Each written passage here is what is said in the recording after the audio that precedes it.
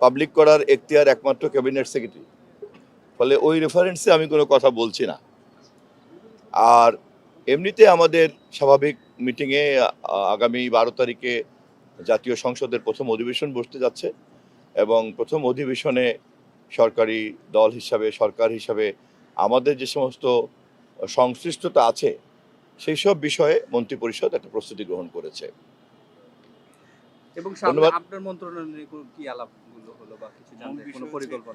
No, এখানে কোনো এই ধরনের কোনো আলাপ আজকে হয়নি। সংসদ অধিবেশনকে ঘিরে যে আলোচনাটুকু ওইটুকুই ছিল আলাপ। সরকারের গুরুত্বপূর্ণ ইশতেহারের গুরুত্বপূর্ণ কোনো বিষয়ের বাস্তবায়নের জন্য আলোচনার আজকে অগ্রগতি কি?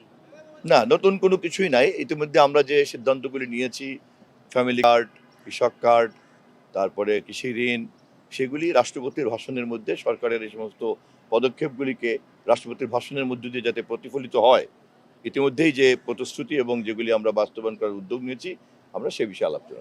এই যে বর্তমানে যে যুদ্ধ অবস্থা বিরাজ করছে, এটি নিয়ে আপনাদের আলাদা কোনো আলোচনা হচ্ছে? সংশ্লিষ্ট মন্ত্রণালয়গুলিকে মাননীয় প্রধানমন্ত্রী এই বিষয়ে ডাকবেন, অর্থমন্ত্রী সহ সংশ্লিষ্ট সকল মন্ত্রণালয়গুলিকে ডাকবেন, অর্থমন্ত্রী এবং বিদ্যুৎ মন্ত্রী সহ সকলকে নিয়ে বলবেন।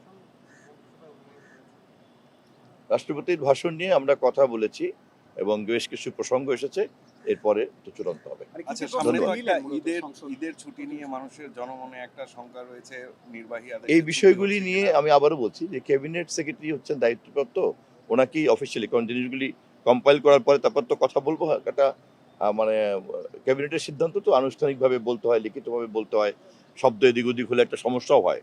এই কিছুক্ষণের মধ্যে পেয়ে যাবেন। নির্বিঘ্ন করতে এবং উৎসব মুখর করতে সরকার তো হ্যাঁ, স্বাভাবিক যে কাজগুলি সেটা আপনারা পাবেন সিদ্ধান্ত পেয়ে যাবেন। রাষ্ট্রপতির ভাষণ সংক্রান্ত আলাপ। ধন্যবাদ সবাই।